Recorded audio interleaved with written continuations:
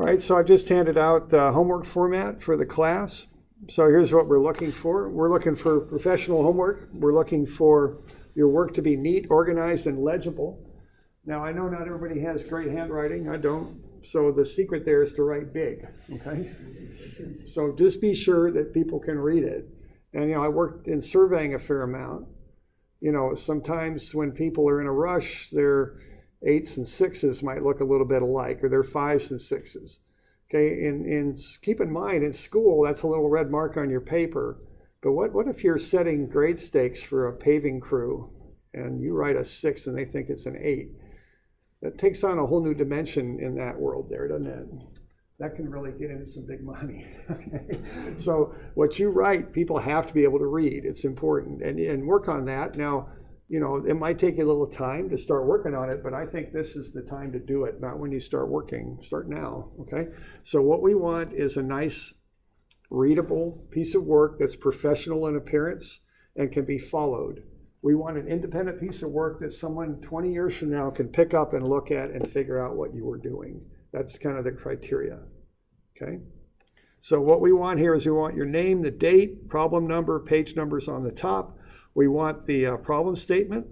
Now that can be paraphrased. You don't need to copy down every word. You can paraphrase that. That's just fine. We want a sketch with a straight edge there, simple sketch. We call that a free body diagram sometimes. We want to go through the work so that somebody can follow it. And then we want the answers boxed in. That's the criteria there. That's what we're looking for, okay? All right. Okay, we've also got any questions on that?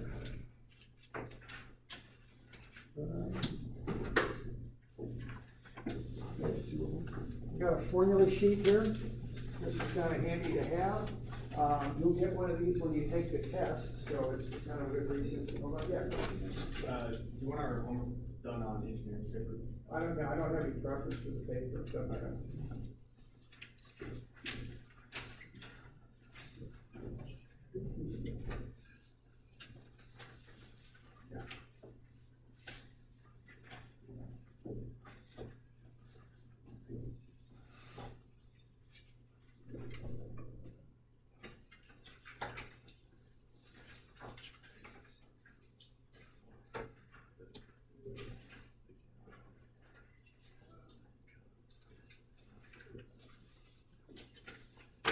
All right, there's the formula sheet. That's available in Moodle.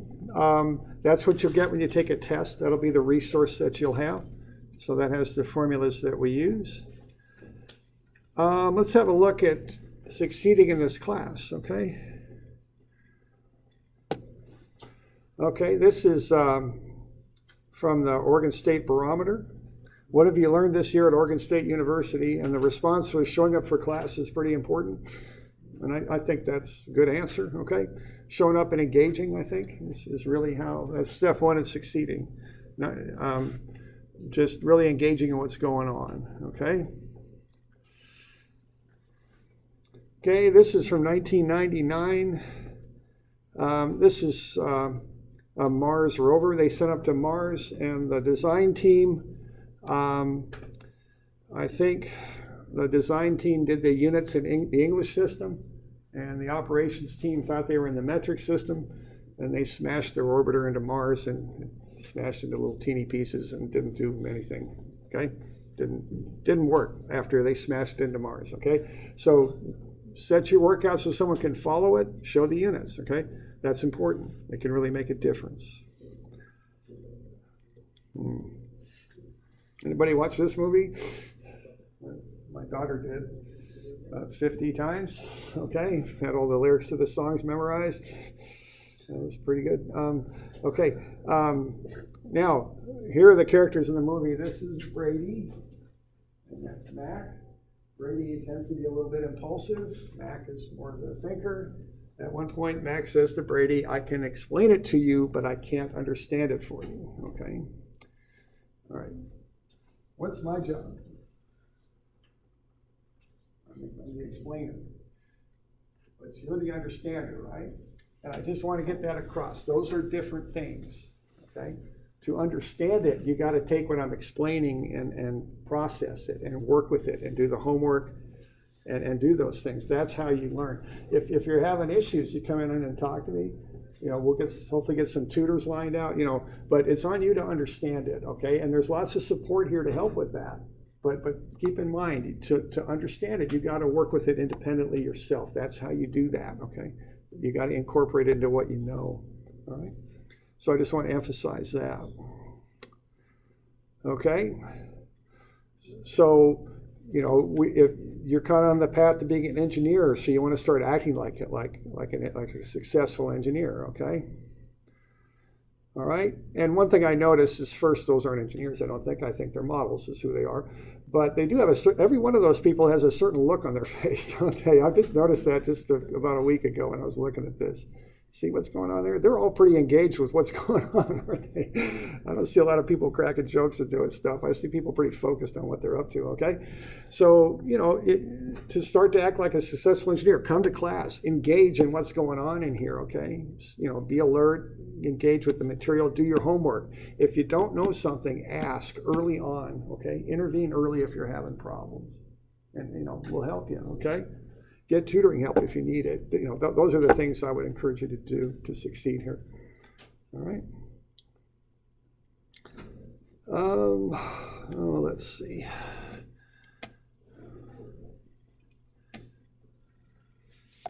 All right, so this is the first page of the notes, okay? Engineering, that's an applied practical problem solving is what we do, okay? This is, in contrast, I would contrast this with the more theoretical approach of math and pure science, okay? And what I mean by that is if I'm building a bridge, for an engineer, what I care is whether the bridge stands up or not. If I make some theoretical errors and the bridge stands up, I'm still okay, right? Bridge stood up. That's my criteria, okay? I think a little differently. It makes me think a little differently than some of the other disciplines that you might have worked with here in school, okay? Okay, significant figures. We use 3, okay? That's about all I got to say about significant figures, okay? And I'm an engineer. I build buildings and bridges. I don't need more than 3 significant figures. I don't really, frankly, care that much about significant figures. I want the building to stand. 3 figures is fine. I use safety factors and things like that, okay? So use 3. Carry 4 in your calculator if you're punching numbers back in the calculator. I prefer to store them in memory. That's a better way to store them. But if you punch them back in, use 4 when you punch them into your calculator. Write down 3. Okay. All right. Now, to a mathematician, if you asked a mathematician what's the area of a circle with a radius of 2, they're going to square the radius and get 4 and multiply that by pi, right? Pi r squared. And they're going to tell you the area is 4 pi. But as a surveyor, I'm not going to tell somebody the area of their lot is 4 pi acres. I'm not going to do that, okay? Nor am I going to tell a surveyor to lay out a line 4 pi feet long. That's silly for an engineer, right? Okay, so we don't, when you write down an answer, it's a number that someone can read and build something off of. Okay, it's a little different perhaps than what you've had before, so I'm mentioning this. Okay, now if I take my calculator and go 4 times pi, I come up with 12.5663761. Now, am I going to tell a surveyor to lay out a line that many feet long? Why not? Could they do it? I've done stuff not that far out, But what's going to happen to the cost if you tell them to do that? You're going to go way up, right? So I think what we would do in this class is say for the answer 12.6. That's how we would answer that problem. Not 4 pi, not 12.5663761, okay? Just pay attention to that stuff. Especially if you're working as you're a mechanical engineer, if you want to get along with the machinists, if you're a civil engineer and you want to get along with the construction crew, start to figure some of this stuff out, okay? If you tell people in a construction crew an answer like that, they're not going to be real happy, and they may not relate real well to you if you start doing things like that, okay? So keep it practical. That's what we want to do. Okay, we're doing mechanics. We're starting this sequence. Analysis of the effects of forces acting on objects. That when the objects aren't moving, generally it's statics. When they move, it's dynamics, okay? Okay, mass is the amount of atomic material. Force is a push or a pull. Okay, force and mass are related by acceleration. Okay, acceleration is a change in velocity. If you're driving down the road and you step on the gas and your car speeds up, that's acceleration. Okay, the three are related by this equation, F equals ma. Now, we're not going to get into that so much in this class because we don't have an A. If we got an A, an acceleration, that's dynamics is what that is. We're doing statics. But the one thing that does affect us on is that equation right there, which tells us that weight is the mass times the acceleration due to gravity. Okay? That's how we calculate weights if we are given a mass. So there's the equation that we use. We have two values of g. It just depends on which unit system we're in. We'll use both in this class. In the metric system, it's 9.81 meters per second squared. In the English system, it's 32.2 feet per second squared. Okay. So what we have here in the English system, which we use a lot in this country, a pound is the mass unit, which we call a slug, which is kind of a weird mass unit, but that's what we use in the English system. A slug, that's mass, times acceleration in feet per second squared. That's a pound. In the metric system, the mass unit is a kilogram, and the acceleration unit is a meter per second squared. Okay? And that's a newton. Okay? Generally speaking, in our class, we use forces. We use newtons and pounds, but we might be given things about the stuff we're working with in mass, kilograms or slugs, so we'd have to convert by multiplying by gravity. Okay. All right, let's, we got a little bit of time here. Let's just look at this. Let's say we've got something that has a mass of 135.2 slugs, okay? So if you were writing this down, and I don't think I've got this in the note handout there. Let's say we've got mass equals 135.2 slugs. Okay, I would just write that down. That would probably be enough. Let's find some things out about this. Let's find its weight in pounds and newtons, its mass in kilograms, and its mass and weight on the moon. Okay. So we have a mass equal to 135.2 slugs. Let's see, I would find its weight in pounds and newtons equals what? Its mass equals mass in kilograms equals what? And its mass and weight on the moon. That's basically what I would write down.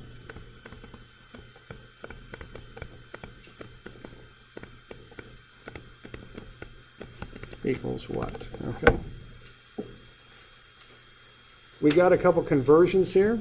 A pound is 4.448 newtons. That's how we convert between the pounds that we use in this country and the newtons that they use about everywhere else in the world. Okay. And we also have the fact that the moon's gravity is quite a bit less than the Earth's gravity. It's about 1/6 of the Earth's gravity. Okay.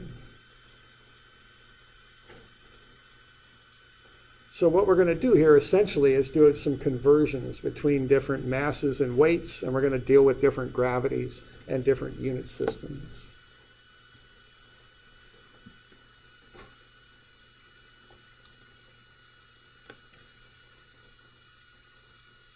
So let's give this a run here. Okay. Okay, F equals ma, and the version of that we're going to use is W for weight equals mass times gravity. Okay, gravity is in the English system 32.2 feet per second squared, which is 9.81 meters per second squared. So that's the stuff we're going to use.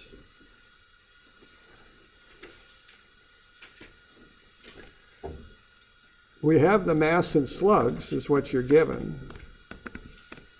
So if you multiply that by the English gravity, you'll get the weight in pounds. So if the mass is 135.2 slugs, the weight is 4,353 pounds. And then I can convert that, because I know that 1 pound is 4.448 newtons. I can convert that into newtons.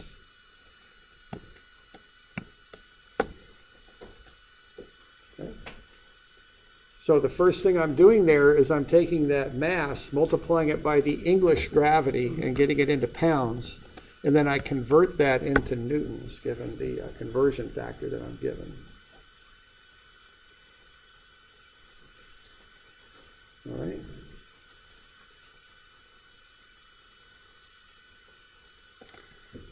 So we okay with that? Any questions on what we're up to there? We're using this W equals mg formula, weight equals mass times gravity. We got to be sure we're matching the units. So we're in the English system with slugs for mass. So we're using the English acceleration due to gravity. Once we've got the answer, then in the English pounds, we're converting over into newtons. Okay.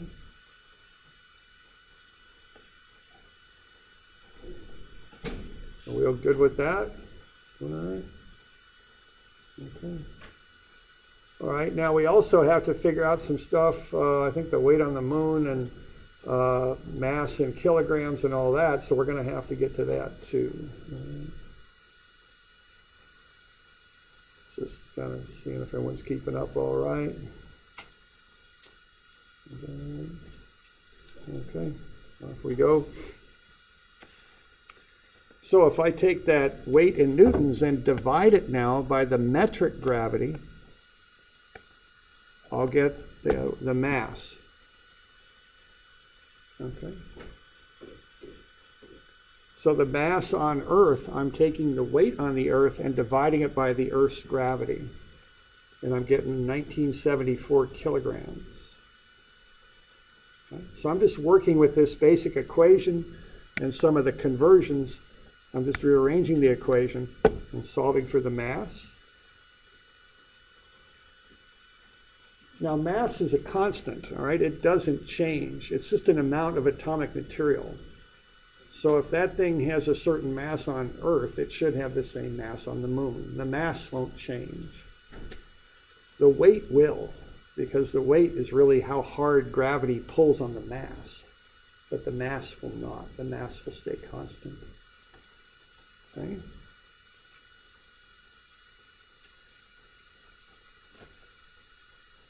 So we good with that? We're kind of working into the mass on the Earth, which will also be the mass on the moon. Now, if I want to find the weight on the moon, what I got to do is I got to take that, the mass, times the moon's gravity. Okay? So if I have that original mass and I multiply it by the gravity on the moon, I'll come up with the weight on the moon. It's about 720 pounds, about a sixth of what it is on the Earth. Okay? So what we're doing there is we're working with that formula a little bit, those formulas, or actually the one formula, weight is mass times gravity. And we're also doing some conversions and just kind of pointing out the difference between mass and weight. Mass is the amount of atomic material. Weight is how hard gravity pulls on the atomic material. That's what it is. Yeah, question, Mike? So in a typical engineering setting, would you like use a metric system and then convert to imperial, or use imperial the whole time? I'm kind of jumping between unit systems here, which is unusual, as I think you're pointing out. Normally, you stick with what you're given initially.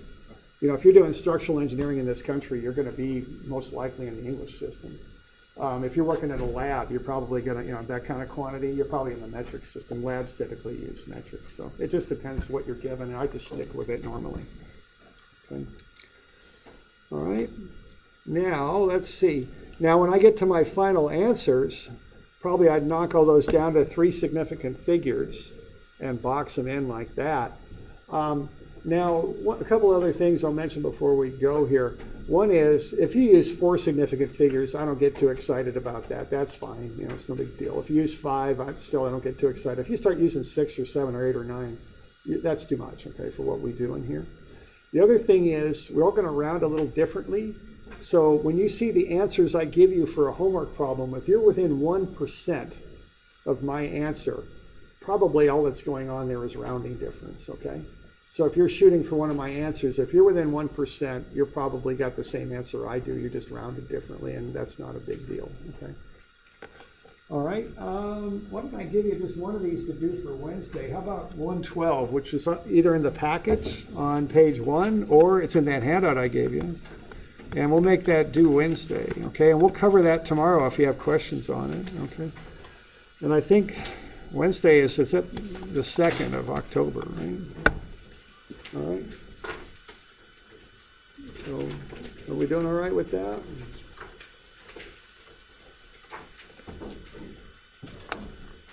All right. So that you could write that up and turn it in on Wednesday. We'll cover any questions you have on it tomorrow.